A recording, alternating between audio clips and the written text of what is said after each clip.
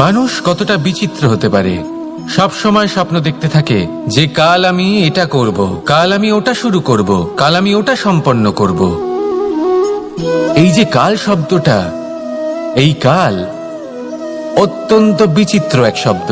আমরা সবসময় এটাকে আসতে দেখতে পাই, কিন্তু এটা আসাতে বর্তমানে পরিণত হয়। আবার আজ নতুন কাল দেখতে পাই, তার জন্য অপেক্ষা করি, যখন সেটা সামনে আসে বর্তমানে পরিণত হয়। এই কাল সবসময় একটা মিথ্যে সান্ত্বনা দেয় যে সে আসছে, কিন্তু সে কখনোই আসে না। যেটা আপনার হাতে রয়েছে তা হলো আজ, বর্তমান।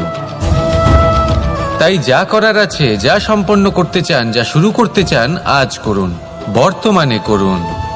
কারণ আজ আপনি যা করবেন সেটাই আপনার ভবিষ্যৎ নির্ধারিত করবে। ভবিষ্যতের বিষয় ভাবতে থাকলে ভবিষ্যৎ সুন্দর হবে না। আজ কর্ম করতে হবে। তাই আজ বর্তমানে জীবনযাপন করুন, কর্ম করুন, আর আমার সাথে ভালোবেসে বলুন রাধা রাধা। পঞ্চম তত্ত্ব, আকাশ, নব, ব্যোম। আসলে কোনো ভ্রম নাকি সত্য? ভ্রম তো হতে পারে না, কারণ ভ্রমের মধ্যে কেউ বাঁচতেই পারে না। আর যদি সত্য হয় তাহলে এতটাই বিশাল যে আমাদের চোখের থেকে, আমাদের ইন্দ্রিয়ের থেকে, আমাদের মস্তিষ্কের থেকে, আমাদের চিন্তা ভাবনার থেকেও অনেক ঊর্ধ্বে, যাকে আমরা বুঝতেই পারি না। এটা যতটাই বিশাল আকার, ঠিক ততটাই সরল। এই আকাশ যতই অন্ধকারাচ্ছন্ন, ততটাই আলোর প্রকাশ প্রদান করে থাকে। দেখতে গেলে এ হলো জীবনের সঞ্চালক, কিন্তু যদি ক্রুদ্ধ হয়ে যায় তাহলে প্রাণ কেড়ে নিতেও দ্বিধা বোধ করে না। এই আকাশ শুধুমাত্র পৃথিবী লোক নয়, বরং এই সমগ্র ব্রহ্মাণ্ডকে, এই সমগ্র সৃষ্টিকে, এর প্রত্যেকটা তারাকে, প্রত্যেকটা গ্রহকে একটা বিশেষ স্থান প্রদান করে। এর নিজের কোনোই অস্তিত্ব নেই, কিন্তু সকলকে অস্তিত্ব প্রদান করে। এটাই হলো এই আকাশের মাহাত্ম্য। এই আকাশে হলো মাহাত্ম্যের প্রতিরূপ, যা আমাদের ভাবনা দ্বারা উৎপন্ন হয়।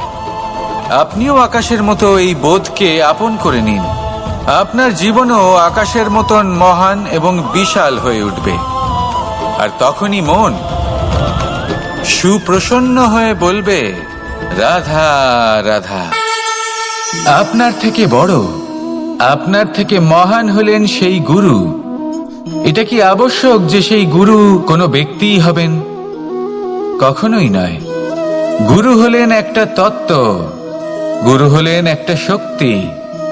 গুরু একজন ব্যক্তি হলে শুধুই একজনই হতেন, কিন্তু তা নয়। গুরু হলেন একটা অনুভূতি, গুরু হলেন শ্রদ্ধা। গুরু তিনি যিনি আপনার ব্যক্তিত্বের পরিচালক হন। গুরু তিনি যিনি আপনার ব্যক্তিত্বের নির্মাতা হন। আপনি কখন, কোথায়, কোন স্থানে, কি রূপে গুরু লাভ করবেন আর কি শিক্ষা লাভ করবেন তা নির্ভর করছে আপনার মানসিকতার উপর, যে আপনি সকলকে কিভাবে আপন করে নিতে পারেন। যদি আপনি গুরুকে আপন করতে চান, জ্ঞানকে আপন করতে চান, তাহলে আপনার মধ্যে শ্রদ্ধা জাগ্রত করতে হবে, সামর্থ্য জাগ্রত করতে হবে। আপনি গুরু এবং জ্ঞানকে আপন করে নিতে পারলে তা এমনিই আপনাকে মহান করে তুলবে। তাহলে আসুন আর আমার সাথে ভালোবেসে বলুন রাধা রাধা। এই সংসারে এমন কিছু মানুষ আছেন যাদেরকে আপনার ভালো লাগে, তারা আপনার প্রিয়। আমরা চাই ওনারা আমাদের কাছে থাকুন, আমরা ওনাদের কাছে থাকি। এবার সেই ক্ষেত্রে আমরা তাদের ভালো ভালো উপহার দেওয়ার চেষ্টা করি, কারণ ওনারা হলেন আমাদের প্রিয়।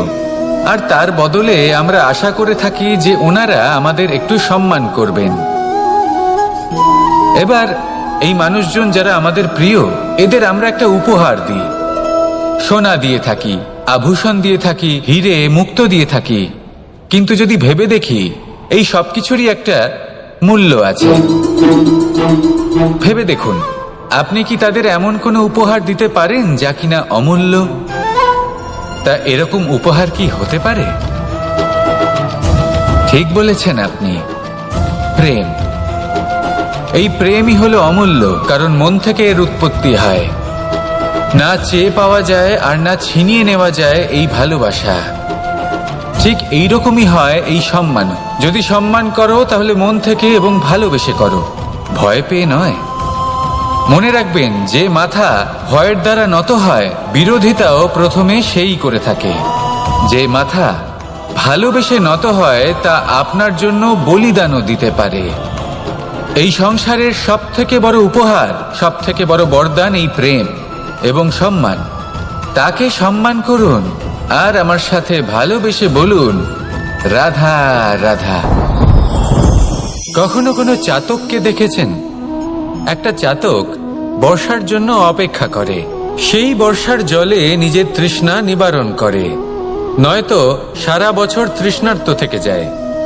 ও আকাশের দিকে তাকিয়ে থাকে আর অপেক্ষা করে যে কবে বর্ষা হবে আর কবে আমি আমার তৃষ্ণা নিবারণ করব। সেখানে অন্যদিকে একটি কাক বা একটা পায়রা, এরা কি করে? যেখানে জল পায় পান করে নেয়, যেখানে খাবার পায় খেয়ে নেয়, আত্মীয় স্বজন বন্ধু বান্ধব যাকেই পায় তার সাথে সময় কাটায়, খাবার খায় আর চলে যায়। এবার এদের মধ্যে মিল কোথায় আর পার্থক্য কোথায়? দুজনের কাছেই ডানা রয়েছে, দুজনেই উড়তে পারে।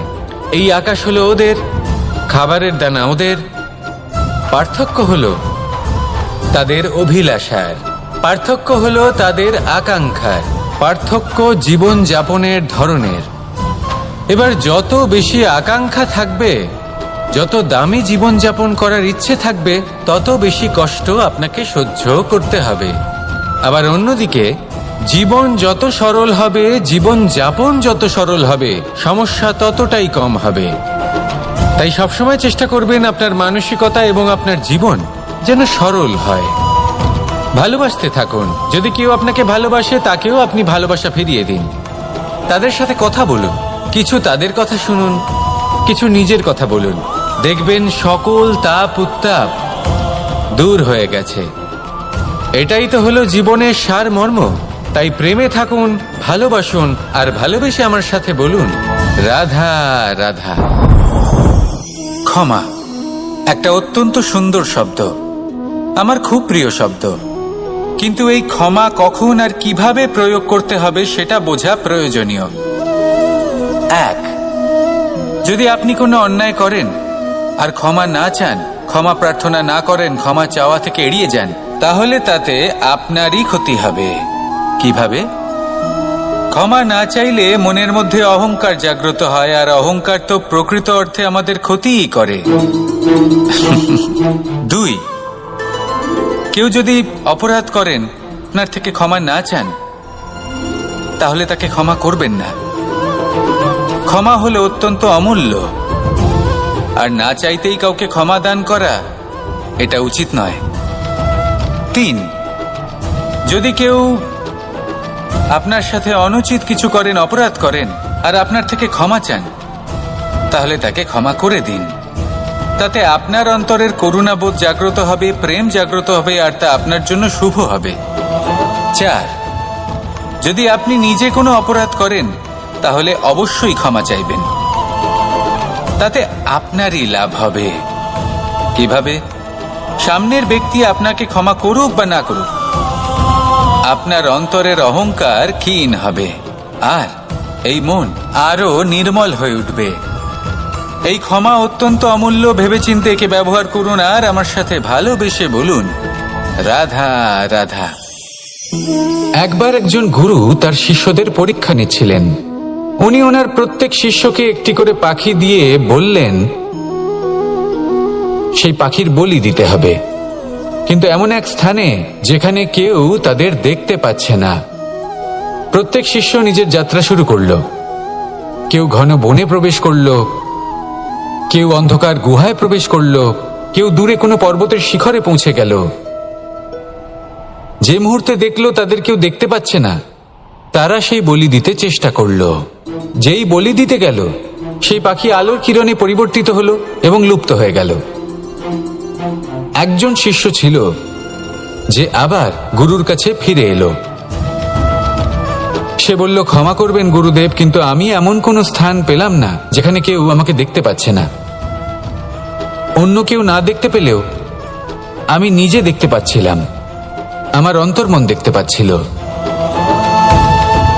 সেই শিষ্য বুঝতে পেরেছিল যে পরমাত্মার দৃষ্টি সবসময় তাকে দেখতে পাচ্ছে, আর ও কখনো অনুচিত কর্ম করতে পারবে না। আর শুধুমাত্র এই কারণে সেই শিষ্যই সেই পরীক্ষায় উত্তীর্ণ হল। আসুন আর আমার সাথে ভালোবেসে বলুন, রাধা রাধা। আমরা সবাই ফল খাই, কিন্তু আমাদের সেই ফলই প্রিয় হয় যে পরিপক্ক হয়ে ওঠে, যেটা নম্র হয়, আর যে ফল অনেক বেশি মিষ্টি আর সুস্বাদু হয়ে থাকে, যাদের রঙে বাহার দেখা যায়।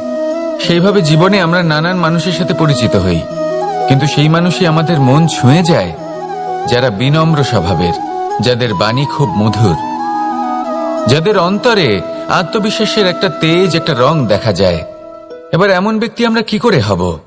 ঠিক সেইভাবেই যেমন একটা ফল রোদ, বর্ষা, শীত, বায়ু এই সকল সংকটময় পরিস্থিতির সম্মুখীন হয়ে পরিপক্ক হয়ে ওঠে, সেইভাবেই মানুষ সংকটময় পরিস্থিতির সম্মুখীন হয়ে পরিপক্ক হয়ে ওঠেন। যদি এই সংকটের সম্মুখীন হন তাহলে অভিজ্ঞ হবেন, আর এই অভিজ্ঞতাই শিক্ষা দিয়ে যাবে। এই অভিজ্ঞতা আমাদের শিখিয়ে দেয় যে আমাদের বিনম্র থাকতে হবে, অহংকার করে কোনো লাভ নেই। মধুর বাণীর যে কি মূল্য তা আমরা শিখতে পারি। এই অভিজ্ঞতাই আমাদের বুঝিয়ে দেয় যে উচিত অনুচিত কোনটা, আমাদের দৃষ্টিভঙ্গি তৈরি করে, আর এই দৃষ্টিভঙ্গি দ্বারা আত্মবিশ্বাস জাগ্রত হয়। সেই জন্য জীবনে কখনো বিপদ থেকে দূরে পালাবেন না, সেগুলোর সম্মুখীন হন, অভিজ্ঞতা লাভ করুন, তার থেকে শিক্ষা লাভ করুন, এইভাবেই পরিপক্ক হবেন। আসুন আমার সাথে ভালোবেসে বলুন, রাধা রাধা। মানুষ বর্তমানে নিজের জীবন অতিবাহিত করেন, কিন্তু তার জীবনে অতীতকাল এবং ভবিষ্যৎকাল এই দুটোরই সমান গুরুত্ব রয়েছে। অতীতকাল অতিবাহিত হয়ে গেছে এবং সেটা জীবিত থাকে আমাদের স্মৃতি হিসেবে, এবং ভবিষ্যৎ হলো সেটাই যেটা আমরা শুধুমাত্র কল্পনাই করতে পারি। এবার অতীতের কিছু স্মৃতি এমন থাকে যা আমাদের কাছে আনন্দময় হয় না, তা কটু হয়, দুঃখজনক হয়, যন্ত্রণাদায়ক হয়। আমরা যা কিছুই করি তা বদলে ফেলতে পারবো না, কিন্তু ভবিষ্যৎকাল সেটা আমরা রচনা অবশ্যই করতে পারি, যদি আজ আমরা শ্রেষ্ঠ কর্ম করি। যদি আজকের এই দিনটা আমরা আনন্দের সাথে অতিবাহিত করি, সুখের সাথে অতিবাহিত করি, এক একটা মুহূর্ত আমরা আনন্দ এবং ভালোবাসার সাথে অতিবাহিত করি, আপনার আজকের এই কর্ম আপনার ভবিষ্যৎ নির্ধারণ করবে। আজ আপনি যেভাবে জীবন কাটাবেন তা ভবিষ্যতে গিয়ে অতীতকালে পরিণত হবে, আর তখন আপনি এমন স্মৃতি খুঁজে পাবেন যেখানে আপনি প্রত্যেকটি মুহূর্ত প্রেম এবং আনন্দের সাথে অতিবাহিত করেছেন, এবং সেই স্মৃতি মধুর হবে। তাহলে আজ শ্রেষ্ঠ এবং উচিত কর্ম করুন, আপনি নিশ্চিত রূপে একটি উজ্জ্বল, শুদ্ধ, পবিত্র এবং আনন্দময় ভবিষ্যৎ লাভ করবেন। আসুন আমার সাথে ভালোবেসে বলুন, রাধা রাধা। এই সংসারে অনেক অনেক এমন জ্ঞানী আছেন যারা নিজের সমস্ত জীবন জ্ঞান অর্জন করতে অতিবাহিত করেছেন। এই সংসারে এমন কোনো বেদ নেই, কোনো পুরাণ নেই, কোনো শাস্ত্র নেই, কোনো ভাষা নেই যা ওনারা জানেন না। এমন কোনো বিষয় নেই যা নিয়ে ওনারা কোনো বক্তব্য রাখতে পারবেন না। কিন্তু আমরা এই সকল জ্ঞানীকে কি ভালোবাসতে পারি? এনাদের সকলকে সম্মান করতে পারি না। কারণটা কি? দেখুন, বেদ পড়া একটি আলাদা বিষয়, বেদনা বুঝতে পারা অন্য ব্যাপার। এবং বেদনা বোঝার জন্য, সেই জ্ঞান লাভ করার জন্য আপনাকে মন থেকে করুণা এবং প্রেমের সঠিক অর্থ বুঝতে হবে। সামনের ব্যক্তির বেদনা বুঝতে হবে, তার যন্ত্রণাকে বুঝতে হবে। তারপর যে জ্ঞান আপনি অর্জন করেছেন বেদ থেকে, পুরাণ থেকে, শাস্ত্র থেকে, তা প্রয়োগ করে তার বেদনার নিবারণ করা, সেটা বেশি গুরুত্বপূর্ণ। সেই জন্য জীবনে শুধুমাত্র শাস্ত্র এবং বেদ পড়ে জ্ঞান অর্জন করতে সময় নষ্ট করবেন না। মন থেকে প্রেমের কি অর্থ সেই বিষয়ে জ্ঞান লাভ করার চেষ্টা করুন, করুণাও বুঝতে চেষ্টা করুন। একজন শ্রেষ্ঠ ব্যক্তি হয়ে উঠুন, আর আমার সাথে ভালোবেসে বলুন, রাধা রাধা।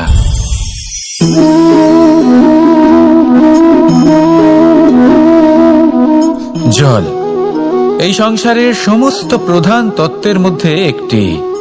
এই জল যে কোনো জ্বালা দূর করে, আগুনকে নিভিয়ে দেওয়ার ক্ষমতা রাখে, অবিরল অবিচল ভাবে প্রবাহিত হতে পারে, একে কেউ বাধা দিতে পারে না।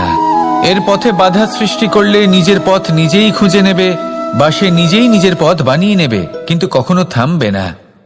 এই জল হলো মহান, আর এর একটা মহান গুণ আছে, এর নিজস্ব কোনো রং নেই।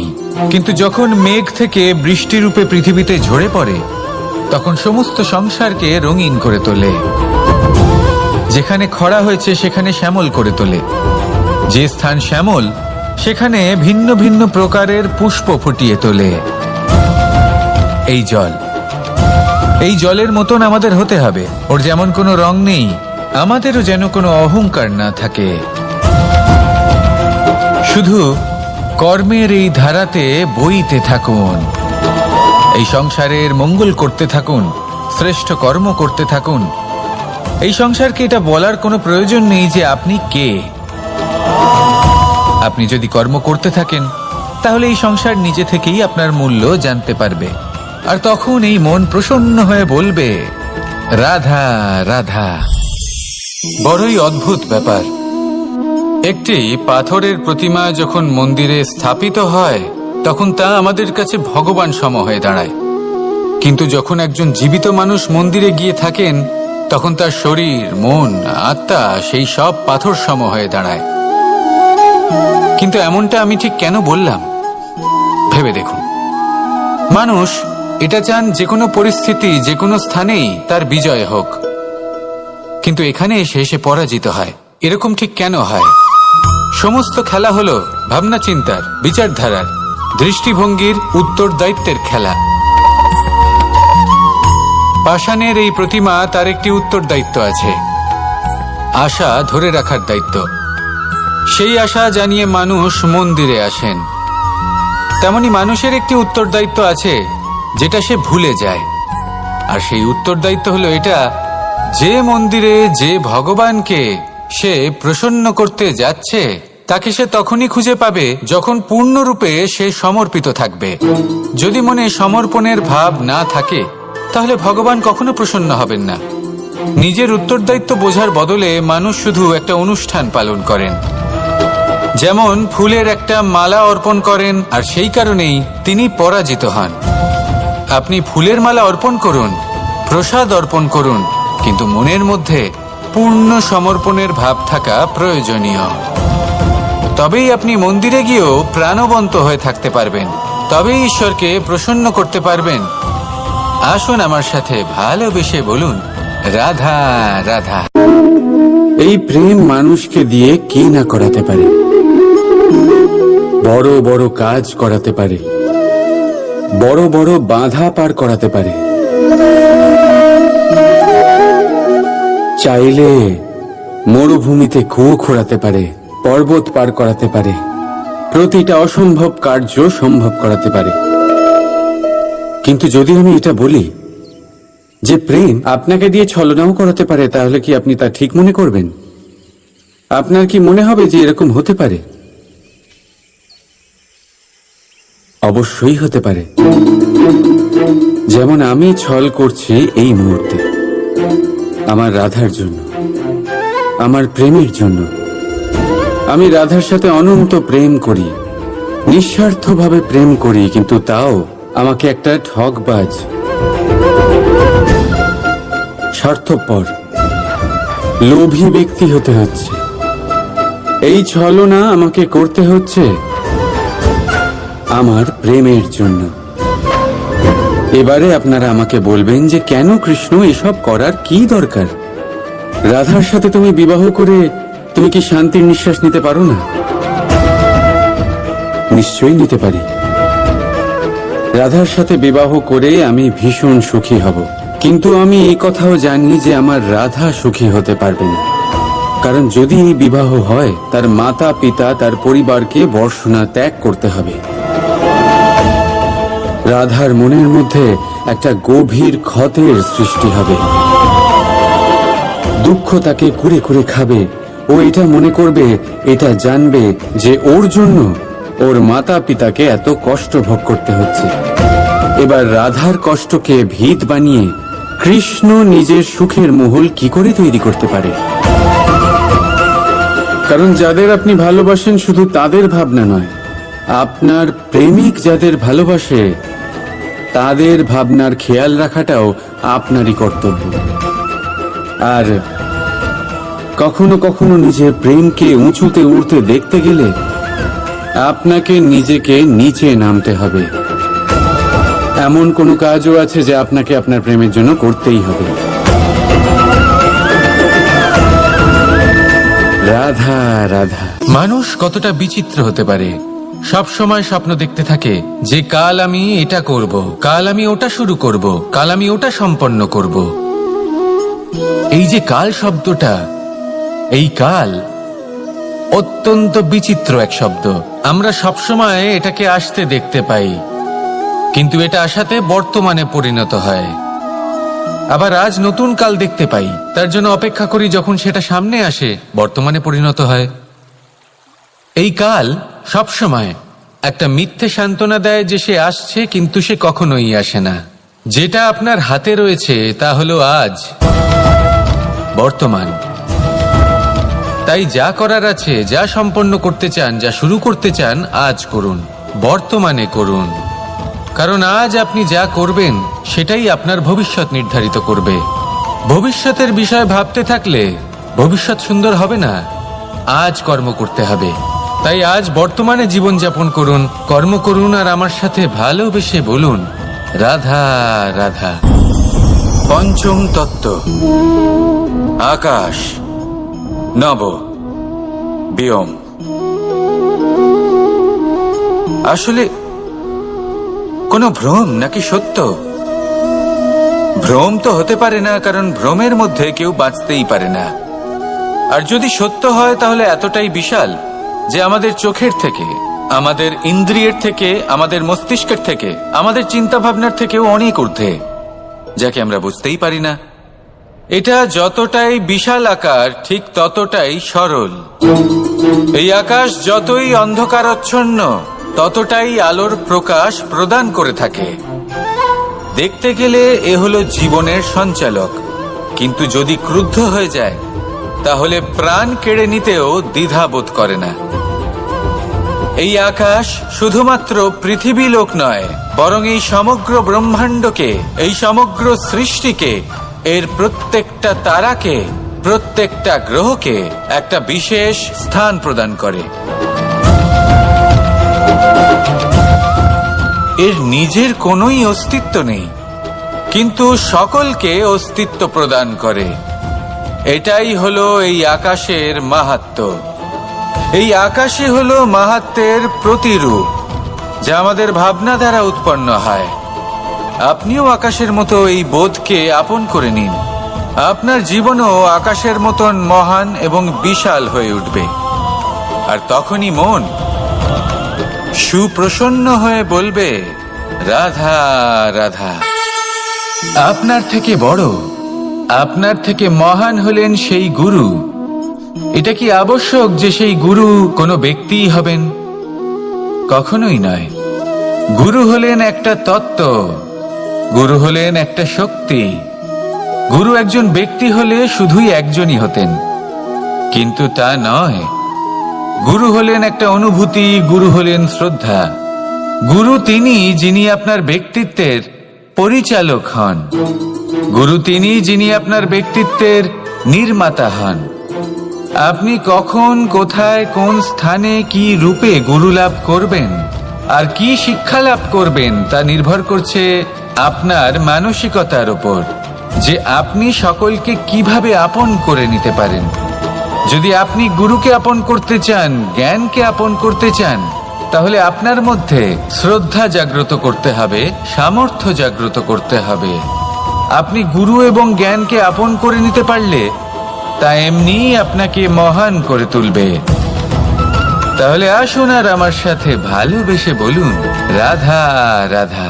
এই সংসারে এমন কিছু মানুষ আছেন যাদেরকে আপনার ভালো লাগে, তারা আপনার প্রিয়।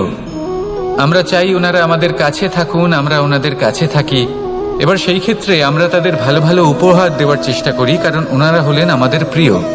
আর তার বদলে আমরা আশা করে থাকি যে ওনারা আমাদের একটু সম্মান করবেন।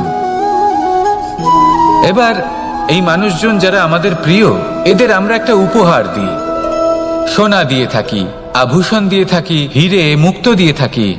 কিন্তু যদি ভেবে দেখি, এই সবকিছুরই একটা মূল্য আছে। ভেবে দেখুন, আপনি কি তাদের এমন কোনো উপহার দিতে পারেন যা কিনা অমূল্য? তা এরকম উপহার কি হতে পারে? ঠিক বলেছেন আপনি, প্রেম। এই প্রেমই হলো অমূল্য, কারণ মন থেকে এর উৎপত্তি হয়। না চেয়ে পাওয়া যায় আর না ছিনিয়ে নেওয়া যায় এই ভালোবাসা। ঠিক এইরকমই হয় এই সম্মান। যদি সম্মান করো তাহলে মন থেকে এবং ভালোবেসে করো, ভয় পেয়ে নয়। মনে রাখবেন, যে মাথা ভয়ের দ্বারা নত হয়, বিরোধিতাও প্রথমে সেই করে থাকে। যে মাথা ভালোবেসে নত হয়, তা আপনার জন্য বলিদানও দিতে পারে। এই সংসারের সব থেকে বড় উপহার, সব থেকে বড় বরদান এই প্রেম এবং সম্মান। তাকে সম্মান করুন আর আমার সাথে ভালোবেসে বলুন, রাধা রাধা। কখনো কোনো চাতককে দেখেছেন? একটা চাতক বর্ষার জন্য অপেক্ষা করে। সেই বর্ষার জলে নিজের তৃষ্ণা নিবারণ করে, নয়তো সারা বছর তৃষ্ণার্ত থেকে যায়। ও আকাশের দিকে তাকিয়ে থাকে আর অপেক্ষা করে যে কবে বর্ষা হবে আর কবে আমি আমার তৃষ্ণা নিবারণ করব। সেখানে অন্যদিকে একটি কাক বা একটা পায়রা, এরা কি করে? যেখানে জল পায় পান করে নেয়, যেখানে খাবার পায় খেয়ে নেয়, আত্মীয় স্বজন বন্ধু বান্ধব যাকেই পায় তার সাথে সময় কাটায়, খাবার খায় আর চলে যায়। এবার এদের মধ্যে মিল কোথায় আর পার্থক্য কোথায়? দুজনের কাছেই ডানা রয়েছে, দুজনেই উড়তে পারে। এই আকাশ হলো ওদের, খাবারের দানা ওদের। পার্থক্য হলো তাদের অভিলাষার, পার্থক্য হলো তাদের আকাঙ্ক্ষার, পার্থক্য জীবন যাপনের ধরনের। এবার যত বেশি আকাঙ্ক্ষা থাকবে, যত দামি জীবন যাপন করার ইচ্ছে থাকবে, তত বেশি কষ্ট আপনাকে সহ্য করতে হবে। আবার অন্যদিকে জীবন যত সরল হবে, জীবন যাপন যত সরল হবে, সমস্যা ততটাই কম হবে। তাই সবসময় চেষ্টা করবেন আপনার মানসিকতা এবং আপনার জীবন যেন সরল হয়। ভালোবাসতে থাকুন। যদি কেউ আপনাকে ভালোবাসে, তাকেও আপনি ভালোবাসা ফিরিয়ে দিন। তাদের সাথে কথা বলুন, কিছু তাদের কথা শুনুন, কিছু নিজের কথা বলুন। দেখবেন সকল তাপ উত্তাপ দূর হয়ে গেছে। এটাই তো হলো জীবনের সারমর্ম। তাই প্রেমে থাকুন, ভালোবাসুন, আর ভালোবেসে আমার সাথে বলুন, রাধা রাধা। ক্ষমা একটা অত্যন্ত সুন্দর শব্দ, আমার খুব প্রিয় শব্দ। কিন্তু এই ক্ষমা কখন আর কিভাবে প্রয়োগ করতে হবে সেটা বোঝা প্রয়োজনীয়। এক, যদি আপনি কোনো অন্যায় করেন আর ক্ষমা না চান, ক্ষমা প্রার্থনা না করেন, ক্ষমা চাওয়া থেকে এড়িয়ে যান, তাহলে তাতে আপনারই ক্ষতি হবে। কিভাবে? ক্ষমা না চাইলে মনের মধ্যে অহংকার জাগ্রত হয়, আর অহংকার তো প্রকৃত অর্থে আমাদের ক্ষতিই করে। দুই, কেউ যদি অপরাধ করেন, আপনার থেকে ক্ষমা না চান, তাহলে তাকে ক্ষমা করবেন না। ক্ষমা হলো অত্যন্ত অমূল্য, আর না চাইতেই কাউকে ক্ষমা দান করা এটা উচিত নয়। তিন, যদি কেউ আপনার সাথে অনুচিত কিছু করেন, অপরাধ করেন, আর আপনার থেকে ক্ষমা চান, তাহলে তাকে ক্ষমা করে দিন। তাতে আপনার অন্তরের করুণাবোধ জাগ্রত হবে, প্রেম জাগ্রত হবে, আর তা আপনার জন্য শুভ হবে। চার, যদি আপনি নিজে কোনো অপরাধ করেন, তাহলে অবশ্যই ক্ষমা চাইবেন। তাতে আপনারই লাভ হবে। কিভাবে? সামনের ব্যক্তি আপনাকে ক্ষমা করুক বা না করুক, আপনার অন্তরের অহংকার ক্ষীণ হবে, আর এই মন আরো নির্মল হয়ে উঠবে। এই ক্ষমা অত্যন্ত অমূল্য, ভেবেচিন্তে একে ব্যবহার করুন, আর আমার সাথে ভালোবেসে বলুন, রাধা রাধা। একবার একজন গুরু তার শিষ্যদের পরীক্ষা নিচ্ছিলেন। উনি ওনার প্রত্যেক শিষ্যকে একটি করে পাখি দিয়ে বললেন, সেই পাখির বলি দিতে হবে, কিন্তু এমন এক স্থানে যেখানে কেউ তাদের দেখতে পাচ্ছে না। প্রত্যেক শিষ্য নিজের যাত্রা শুরু করলো। কেউ ঘন বনে প্রবেশ করলো, কেউ অন্ধকার গুহায় প্রবেশ করলো, কেউ দূরে কোনো পর্বতের শিখরে পৌঁছে গেল। যে মুহূর্তে দেখলো তাদের কেউ দেখতে পাচ্ছে না, তারা সেই বলি দিতে চেষ্টা করলো। যেই বলি দিতে গেল, সেই পাখি আলোর কিরণে পরিবর্তিত হলো এবং লুপ্ত হয়ে গেল। একজন শিষ্য ছিল যে আবার গুরুর কাছে ফিরে এলো। সে বলল, ক্ষমা করবেন গুরুদেব, কিন্তু আমি এমন কোনো স্থান পেলাম না যেখানে কেউ আমাকে দেখতে পাচ্ছে না। অন্য কেউ না দেখতে পেলেও আমি নিজে দেখতে পাচ্ছিলাম, আমার অন্তর্মন দেখতে পাচ্ছিল। সেই শিষ্য বুঝতে পেরেছিল যে পরমাত্মার দৃষ্টি সবসময় তাকে দেখতে পাচ্ছে, আর ও কখনো অনুচিত কর্ম করতে পারবে না। আর শুধুমাত্র এই কারণে সেই শিষ্যই সেই পরীক্ষায় উত্তীর্ণ হলো। আসুন আর আমার সাথে ভালোবেসে বলুন, রাধা রাধা। আমরা সবাই ফল খাই, কিন্তু আমাদের সেই ফলই প্রিয় হয় যে পরিপক্ক হয়ে ওঠে, যেটা নম্র হয়, আর যে ফল অনেক বেশি মিষ্টি আর সুস্বাদু হয়ে থাকে, যাদের রঙে বাহার দেখা যায়। সেইভাবে জীবনে আমরা নানান মানুষের সাথে পরিচিত হই, কিন্তু সেই মানুষই আমাদের মন ছুঁয়ে যায় যারা বিনম্র স্বভাবের, যাদের বাণী খুব মধুর, যাদের অন্তরে আত্মবিশ্বাসের একটা তেজ, একটা রং দেখা যায়। এবার এমন ব্যক্তি আমরা কি করে হব? ঠিক সেইভাবেই যেমন একটা ফল রোদ, বর্ষা, শীত, বায়ু এই সকল সংকটময় পরিস্থিতির সম্মুখীন হয়ে পরিপক্ক হয়ে ওঠে, সেইভাবেই মানুষ সংকটময় পরিস্থিতির সম্মুখীন হয়ে পরিপক্ক হয়ে ওঠেন। যদি এই সংকটের সম্মুখীন হন তাহলে অভিজ্ঞ হবেন, আর এই অভিজ্ঞতাই শিক্ষা দিয়ে যাবে। এই অভিজ্ঞতা আমাদের শিখিয়ে দেয় যে আমাদের বিনম্র থাকতে হবে। অহংকার করে কোনো লাভ নেই। মধুর বাণীর যে কি মূল্য তা আমরা শিখতে পারি। এই অভিজ্ঞতাই আমাদের বুঝিয়ে দেয় যে উচিত অনুচিত কোনটা, আমাদের দৃষ্টিভঙ্গি তৈরি করে, আর এই দৃষ্টিভঙ্গি দ্বারা আত্মবিশ্বাস জাগ্রত হয়। সেই জন্য জীবনে কখনো বিপদ থেকে দূরে পালাবেন না, সেগুলোর সম্মুখীন হন, অভিজ্ঞতা লাভ করুন, তার থেকে শিক্ষা লাভ করুন, এইভাবেই পরিপক্ক হবেন। আসুন আমার সাথে ভালোবেসে বলুন, রাধা রাধা। মানুষ বর্তমানে নিজের জীবন অতিবাহিত করেন, কিন্তু তার জীবনে অতীতকাল এবং ভবিষ্যৎকাল এই দুটোরই সমান গুরুত্ব রয়েছে। অতীতকাল অতিবাহিত হয়ে গেছে এবং সেটা জীবিত থাকে আমাদের স্মৃতি হিসেবে, এবং ভবিষ্যৎ হলো সেটাই যেটা আমরা শুধুমাত্র কল্পনাই করতে পারি। এবার অতীতের কিছু স্মৃতি এমন থাকে যা আমাদের কাছে আনন্দময় হয় না, তা কটু হয়, দুঃখজনক হয়, যন্ত্রণাদায়ক হয়। আমরা যা কিছুই করি তা বদলে ফেলতে পারবো না, কিন্তু ভবিষ্যৎকাল সেটা আমরা রচনা অবশ্যই করতে পারি, যদি আজ আমরা শ্রেষ্ঠ কর্ম করি। যদি আজকের এই দিনটা আমরা আনন্দের সাথে অতিবাহিত করি, সুখের সাথে অতিবাহিত করি, এক একটা মুহূর্ত আমরা আনন্দ এবং ভালোবাসার সাথে অতিবাহিত করি, আপনার আজকের এই কর্ম আপনার ভবিষ্যৎ নির্ধারণ করবে।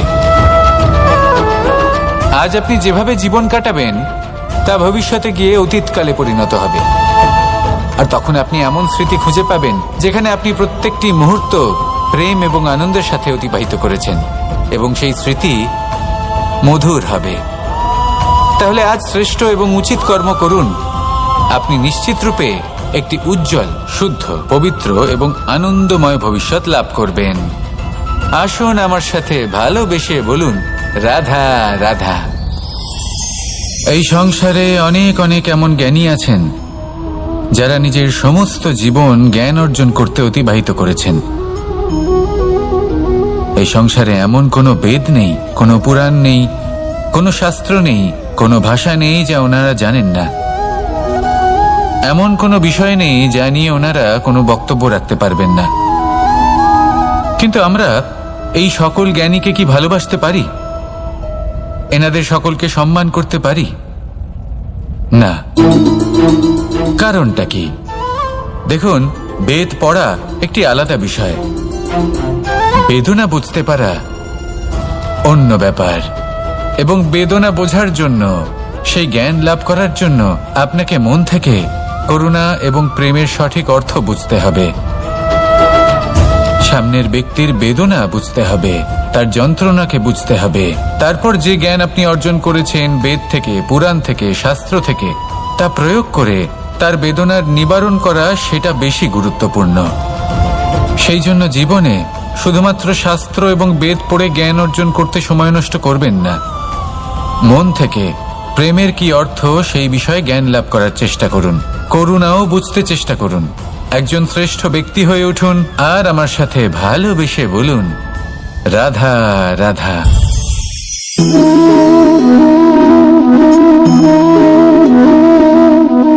জল এই সংসারের সমস্ত প্রধান তত্ত্বের মধ্যে একটি।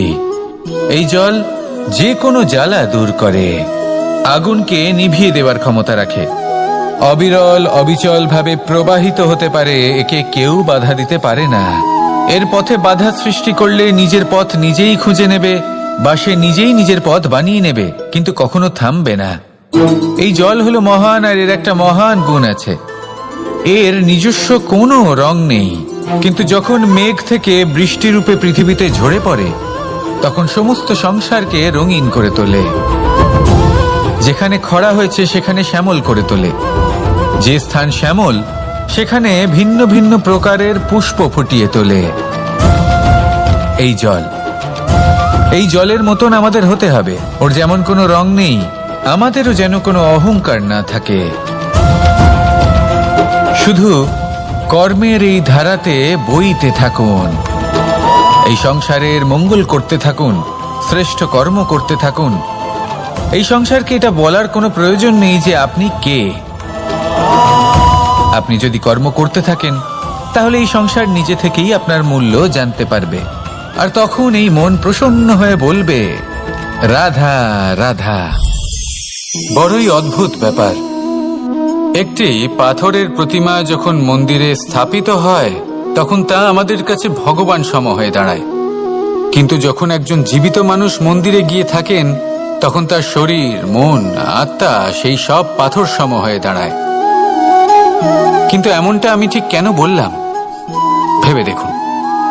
মানুষ এটা চান যে কোনো পরিস্থিতি, যে কোনো স্থানেই তার বিজয় হোক, কিন্তু এখানে এসে সে পরাজিত হয়। এরকম ঠিক কেন হয়? সমস্ত খেলা হলো ভাবনা চিন্তার, বিচারধারার, দৃষ্টিভঙ্গির, উত্তরদায়িত্বের খেলা। পাষাণের এই প্রতিমা, তার একটি উত্তরদায়িত্ব আছে, আশা ধরে রাখার দায়িত্ব। সেই আশা জানিয়ে মানুষ মন্দিরে আসেন। তেমনি মানুষের একটি উত্তরদায়িত্ব আছে যেটা সে ভুলে যায়, আর সেই উত্তরদায়িত্ব হলো এটা, যে মন্দিরে যে ভগবানকে সে প্রসন্ন করতে যাচ্ছে তাকে সে তখনই খুঁজে পাবে যখন পূর্ণরূপে সে সমর্পিত থাকবে। যদি মনে সমর্পণের ভাব না থাকে তাহলে ভগবান কখনো প্রসন্ন হবেন না। নিজের উত্তরদায়িত্ব বোঝার বদলে মানুষ শুধু একটা অনুষ্ঠান পালন করেন, যেমন ফুলের একটা মালা অর্পণ করেন, আর সেই কারণেই তিনি পরাজিত হন। আপনি ফুলের মালা অর্পণ করুন, প্রসাদ অর্পণ করুন, কিন্তু মনের মধ্যে পূর্ণ সমর্পণের ভাব থাকা প্রয়োজনীয়। তবেই আপনি মন্দিরে গিয়েও প্রাণবন্ত হয়ে থাকতে পারবেন, তবেই ঈশ্বরকে প্রসন্ন করতে পারবেন। আসুন আমার সাথে ভালোবেসে বলুন, রাধা রাধা। এই প্রেম মানুষকে দিয়ে কি না করাতে পারে, বড় বড় কাজ করাতে পারে, বড় বড় বাধা পার করাতে পারে। চাইলে মরুভূমিতে কুয়ো খোঁড়াতে পারে, পর্বত পার করাতে পারে, প্রতিটা অসম্ভব কার্য সম্ভব করাতে পারে। কিন্তু যদি আমি এটা বলি যে প্রেম আপনাকে দিয়ে ছলনাও করাতে পারে, তাহলে কি আপনি তা ঠিক মনে করবেন? আপনার কি মনে হবে যে এরকম হতে পারে? অবশ্যই হতে পারে। যেমন আমি ছল করছি এই মুহূর্তে আমার রাধার জন্য, আমার প্রেমের জন্য। আমি রাধার সাথে অনন্ত প্রেম করি, নিঃস্বার্থভাবে প্রেম করি, কিন্তু তাও আমাকে একটা ঠকবাজ, স্বার্থপর, লোভী ব্যক্তি হতে হচ্ছে। এই ছলনা আমাকে করতে হচ্ছে আমার প্রেমের জন্য। এবারে আপনারা আমাকে বলবেন যে কেন কৃষ্ণ এসব করার কি দরকার? রাধার সাথে তুমি বিবাহ করে তুমি কি শান্তির নিঃশ্বাস নিতে পারো না? নিশ্চয়ই নিতে পারি। রাধার সাথে বিবাহ করে আমি ভীষণ সুখী হব, কিন্তু আমি এই কথাও জানি যে আমার রাধা সুখী হতে পারবে না। কারণ যদি এই বিবাহ হয়, তার মাতা পিতা তার পরিবারকে বর্ষণা ত্যাগ করতে হবে। রাধার মনের মধ্যে একটা গভীর ক্ষতের সৃষ্টি হবে। দুঃখ তাকে কুরে কুরে খাবে। ও এটা মনে করবে, এটা জানবে যে ওর জন্য ওর মাতা পিতাকে এত কষ্ট ভোগ করতে হচ্ছে। এবার রাধার কষ্টকে ভিত বানিয়ে কৃষ্ণ নিজের সুখের মহল কি করে তৈরি করতে পারে? কারণ যাদের আপনি ভালোবাসেন শুধু তাদের ভাবনা নয়, আপনার প্রেমিক যাদের ভালোবাসে তাদের ভাবনার খেয়াল রাখাটাও আপনারই কর্তব্য। আর কখনো কখনো নিজের প্রেমকে উঁচুতে উঠতে দেখতে গেলে আপনাকে নিজেকে নিচে নামতে হবে। এমন কোনো কাজও আছে যা আপনাকে আপনার প্রেমের জন্য করতেই হবে। রাধা।